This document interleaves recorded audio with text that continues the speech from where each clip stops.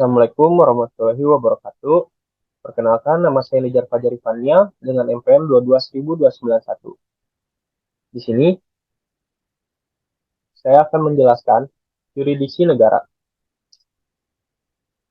Definisi yurisdiksi hukum internasional. Yurisdiksi ini bisa diartikan sebagai kekuasaan hak atau wewenang untuk menetapkan hukum. Dalam arti sempit, yurisdiksi diartikan sebagai kekuasaan yudikatif, yakni kekuasaan peradilan negara. Yurisdiksi muncul karena dalam masyarakat internasional, masing-masing negara merupakan anggota yang berdaulat.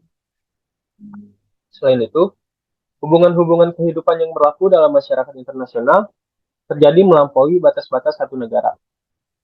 Sehingga tak jarang muncul suatu masalah, sehingga penyelesaiannya harus melalui prosedur hukum. Keadaan itu juga menimbulkan permasalahan sampai di manakah yurisdiksi suatu negara atas orang, perbuatan, dan benda yang terkait dalam hubungan internasional tersebut. Dalam prakteknya, ada dua asas yang menjadi landasan yurisdiksi negara terhadap orang, perbuatan, ataupun benda yang terkait dalam hubungan internasional. Hubungan yurisdiksi dengan kedaulatan. Yurisdiksi dapat diartikan sebagai kepunyaan seperti apa yang ditentukan atau ditetapkan oleh hukum, atau dengan singkat dapat diartikan kekuasaan atau kewenangan hukum, atau kekuasaan atau kewenangan berdasarkan hukum. Yurisdiksi merupakan refleksi dari prinsip dasar kedaulatan negara. Kedaulatan negara tidak akan diakui apabila negara tersebut tidak memiliki yurisdiksi. Persamaan derajat, negara di mana kedua negara yang sama-sama merdeka dan berdaulat tidak ada memiliki jurisdiksi dalam kurung wewenang terhadap pihak lainnya. Dan prinsip tidak turut campur negara terhadap urusan domestik negara lain. Prinsip-prinsip tersebut tersirat dari prinsip hukum per in paren non habet imperium. Macam-macam yurisdiksi. Yang pertama, yurisdiksi negara untuk mengatur atau administratif.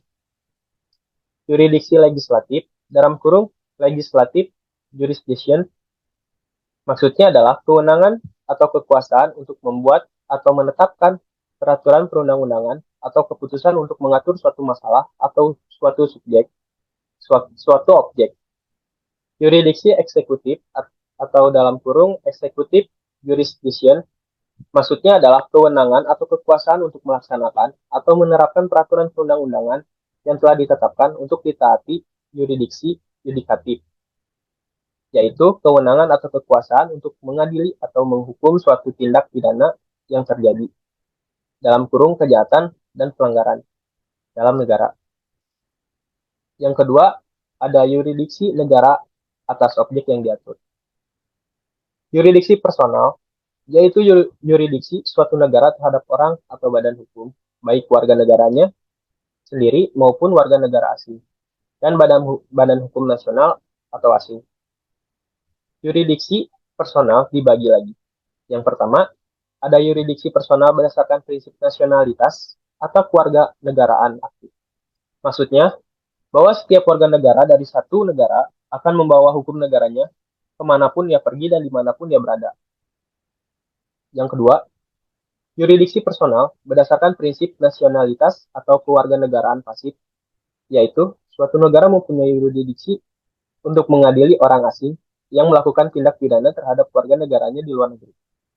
Yang ketiga, yaitu yurisdiksi personal berdasarkan prinsip perlindungan protective principle, yaitu melakukan kegiatan di luar negeri dan diduga dapat mengancam kepentingan, keamanan, integritas, kemerdekaan, atau kepentingan umum negara tersebut. Dan ketiga, yurisdiksi negara atas tempat atau terjadinya objek yang diatur. Yang pertama ada yurisdiksi teritorial, yaitu kewenangan suatu negara untuk mengatur, menerapkan, dan memaksakan hukum nasional terhadap segala sesuatu atau terjadi dalam batas-batas teritorialnya. Tidak mutlak, tapi dibatasi oleh hukum internasional. Yang kedua, ada yurisdiksi kuasi teritorial, yaitu Yuridiksi teritorial yang diterapkan pada wilayah yang bukan merupakan wilayah suatu negara berdekatan atau bersambungan tapi dengan wilayah negara tersebut. Yang ketiga, yaitu yuridiksi ekstrateritorial, yaitu kewenangan suatu negara yang diberikan oleh hukum internasional untuk melaksanakan kedaulatannya di wilayah yang tidak termasuk yuridiksi teritorial dan yuridiksi kuasi teritorialnya. Dan yang terakhir, yang keempat, ada yuridiksi universal, yaitu yuridiksi kriminal yang dimiliki oleh setiap negara yang muncul karena peristiwa hukum tertentu. Yuridiksi ini muncul bila seseorang melakukan tindakan yang termasuk kategori musuh setiap umat manusia. Atas tindakan tersebut, setiap negara mempunyai yuridiksi dalam tindakan tersebut yang termasuk kategori musuh setiap umat manusia. Atas tindakan tersebut, setiap negara mempunyai yuridiksi untuk menangkap pelakunya, termasuk tindakan pembajakan dan pembunuhan massal. Di sini ada prinsip-prinsip yuridiksi negara. Yang dimana yang pertama ada teritorial. Menurut prinsip ini, setiap negara memiliki yuridiksi terhadap kejahatan yang dilakukan di dalam wilayah atau teritorialnya. Yang kedua, nasionalitas aktif. Menurut prinsip ini, negara dapat melaksanakan yuridiksi terhadap warga negaranya. Semua prinsip lain yang berkaitan dengan hal ini adalah negara tidak wajib menyerahkan warga negaranya yang telah melakukan suatu tindak pidana ke luar negeri. Dan yang ketiga, nasional pasif, yaitu negara memiliki yuridiksi terhadap warganya yang menjadi korban kejahatan yang dilakukan oleh orang asing di luar negeri. Dan yang keempat, pelindungan, yaitu suatu negara dapat melaksanakan yuridiksi terhadap warga-warga asing yang melakukan kejahatan di luar negeri yang diduga dapat mengancam kepentingan keamanan, integritas, dan kemerdekaan negara. Dan yang kelima, universal, yaitu setiap negara memiliki yurisdiksi untuk mengadili pelaku kejahatan internasional yang dilakukan dimanapun, tanpa memperhatikan kebangsaan pelaku maupun korban. Yurisdiksi negara terhadap tindak pidana penerbangan. Konsep kuncinya adalah asas teritorialitas. Dalam hukum internasional dikenal beberapa asas kedaulatan. Yang pertama ada berdasarkan wilayah, misalnya garis batas negara, dalam kurung itu teritorial sovereignty. Dan yang kedua, berdasarkan nasionalitas aktif. Misalnya, jika warga negara Indonesia melakukan kejahatan di negara lain, maka lembaga peradilan Indonesia mempunyai yurisdiksi atas kejahatan tersebut. Dan yang ketiga, berdasarkan nasionalitas pasif. Contohnya, warga negara Indonesia dikenakan sebuah kejahatan, misalnya pelanggaran hak politik dan sipil dalam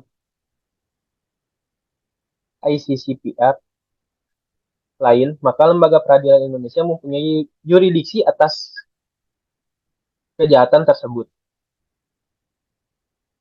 Yang keempat, dan yurisdiksi universal yang umumnya hanya diterapkan dalam jenis kejahatan internasional atau yang masuk dalam kategori peremptory norms, contohnya genosida, perbudakan, dan pembajakan pesawat, juga kapal laut. Konsep ini memungkinkan negara ketiga mengadili